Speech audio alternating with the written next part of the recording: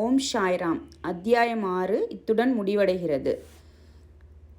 இவ்வாறாக ராமநவமி திருவிழா நடைபெற்று கொண்டிருக்கையில் பகலில் 2 கொடி ஊர்வலமும் இரவில் சந்தனக்கூடு ஊர்வலமும் வழக்கமான கோலாகலத்துடனும் அனைவரின் ஆரவாரத்துடனும் நல்ல முறையில் நடைபெற்றன. இத்தருணத்திலிருந்து பாபாவின் உருஸ் விழாவானது ராமநவமி திருவிழாவாக மாற்றப்பட்டது. அடுத்த ஆண்டிலிருந்து 1913 ராமநவமியின் நிகழ்ச்சிகள் அதிகரிக்க ஆரம்பித்தன. ராதாகிருஷ்ணமாயி சித்திரை முதல் தேதியிலிருந்து நாம சப்தாகம் செய்ய இறைவனது புகழை தொடர்ந்து 7 நாட்களுக்கு பாடிக்கொண்டிருப்பது ஆரம்பித்தாள். எல்லோரும் உரை வைத்து பங்கெடுத்து கொண்டனர்.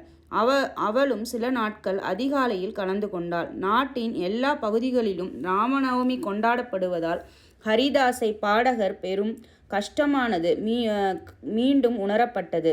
ஆனால் விழாவிற்கு 5 அல்லது 6 நாட்களுக்கு முன் நவீன துக்காராம் என்றறியப்பட்ட பாலா புவா மாலியை தற்செயலாக மகாஜனி சந்தித்தார். அவரை அவ்வாண்டு கீர்த்தனை புரிய செய்தார்.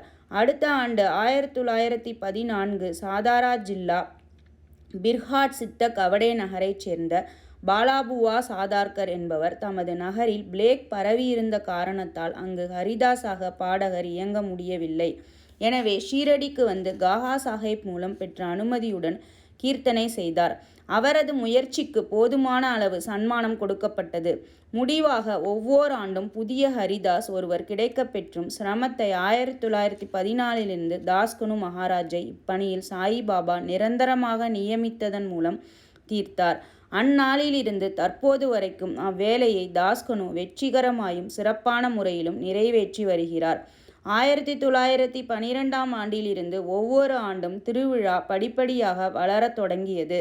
சித்திரை 8ஆம் தேதியிலிருந்து 12ஆம் தேதி வரை ஷீரடி தேன் கூட்டை போல் மக்கள் திரளாக காட்சியளித்தது.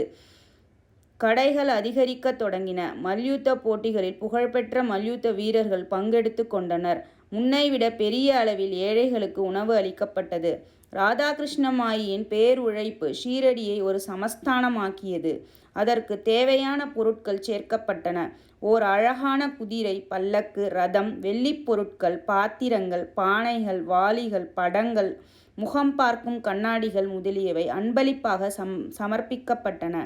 இங்கனம் தமக்காக உள்ள பொருட்கள் எல்லாம் ஏராளமாக அதிகரித்த போதிலும் சாயிபாபா அவைகளை எல்லாம் மதிக்காது தமது எளிமையை முன்போலவே பாதுகாத்து வந்தார்.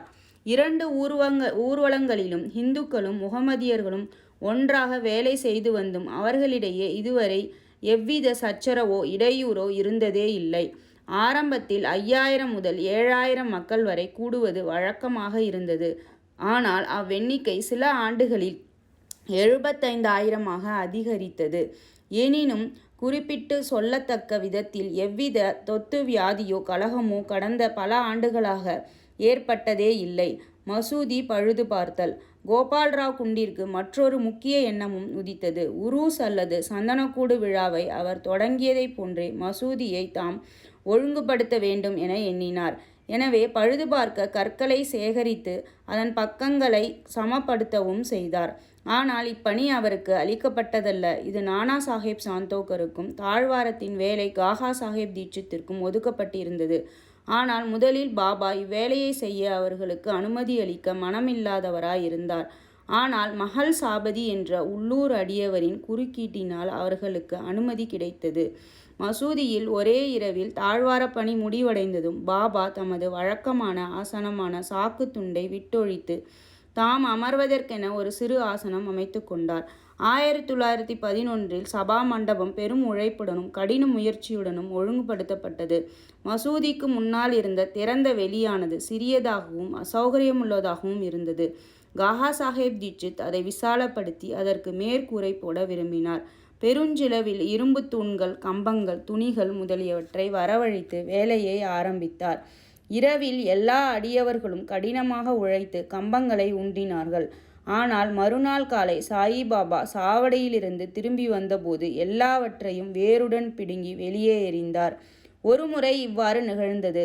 அவர் மிகவும் உணர்ச்சி வசப்பட்டு ஒரு கம்பத்தை ஒரு கையில் பிடித்து கொண்டு அதை அசைத்து வெளியே எடுக்க ஆரம்பித்து மற்றொரு கையால் தாத்யா பாடிலின் கழுத்தை பற்றினார். தாத்யாவின் முண்டாசை வலித்து பற்றி இழுத்து ஒரு நெருப்பு குச்சியை கொளுத்தி அதை பற்ற வைத்து குழியில் தூக்கி எறிந்தார். அச்சமயத்தில் பாபாவின் கண்கள் எரியும் நெருப்பு துண்டம் போலிருந்தன. ஒருவருக்கும் அவரை பார்க்க தைரியமில்லை. எல்லோரும் பயங்கரமாக அஞ்சினார்கள். பாபா தமது பையிலிருந்து ஒரு ரூபாயை எடுத்து அதை ஒரு புனித நிகழ்ச்சியின் நிவேதனம் போல் அங்கே விட்டெறிந்தார். தாத்யாவும் மிகவும் பயந்து போனார். யாருக்கும் தாத்யாவுக்கும் என்ன நிகழப் போகிறது என்பது தெரியவில்லை. ஒருவருக்கும் தலையிட தைரியமில்லை. பாபாவின் குஷ்டரோகி அடியவரான பாகோஜி ஷிண்டே என்பவன் கொஞ்சம் முன்னேறத் துணிந்தான். ஆனால் அவன் பாபாவால் தள்ளப்பட்டான். மாதவராவுக்கும் அதை போன்ற மரியாதையே கிடைத்தது. அவர் கற்களால் அடிக்கப்பட்டார். ஆனால் சிறிது நேரத்திற்கு பின் பாபாவின் கோபம் தணிந்து குளிர்ந்தது. கடைக்காரனிடம் ஆள் அனுப்பி பூ வேலை செய்த ஒரு முண்டாசு வாங்கி வரச் செய்து தாத்யாவுக்கு ஒரு சிறப்பான கௌரவம் செய்வதைப் போல் தாமே அவர் தலையில் கட்டிவிட்டார். பாபாவின் வினோத குணத்தை கண்டு எல்லோரும் ஆச்சரியத்தால் தாக்கப்பட்டனர். அவ்வளவு வேகமாக பாபாவை கோபம் அடைய செய்தது எது? தாத்யா பாடலுக்கு உதை கொடுக்கும்படி செய்தது எது? அவரது கோபம் அடுத்த வினாடியே தணிந்தது எப்படி என்பதை அவர்கள் எல்லோரும் அறிந்து கொள்ள இயலவில்லை. சில வேளைகளில் பாபா மிகவும் அமைதியாகவும் மௌனமாகவும் இருந்தார். இனிமையான விஷயங்களை அன்புடன் பேசினார். பின்னர் உடனேயே சின்ன பொய் காரணம் இருந்தோ இல்லாமலோ கோபாவேசம் அடைந்தார். அத்தகைய பல சம்பவங்களை இங்கே கூறலாம். ஆனால் எனக்கு எதை சொல்வது எதை விடுவது என்று தெரியவில்லை. எனவே அவைகளை எனக்கு தோன்றிய போது கூறுகிறேன். அடுத்த அத்தியாயத்தில் பாபா ஒரு முகமதியரா ஹிந்துவா என்னும் வினா எடுத்து கொள்ளப்படும். அவரின் யோக பயிற்சி சக்தி மற்றும் பல விஷயங்களும் விவரிக்கப்படும். ஸ்ரீ சாயியை பணிக அனைவருக்கும் சாந்தி நிலவட்டம். சாயியை பணிக அனைவருக்கும் சாந்தி நிலவட்டம். அடுத்த வீடியோ பதிப்பில் நாம் அத்தியாயம் 7 பார்க்கலாம். இத்துடன் அத்தியாயம் 6 முடிவடைகிறது. நன்றி, வணக்கம்.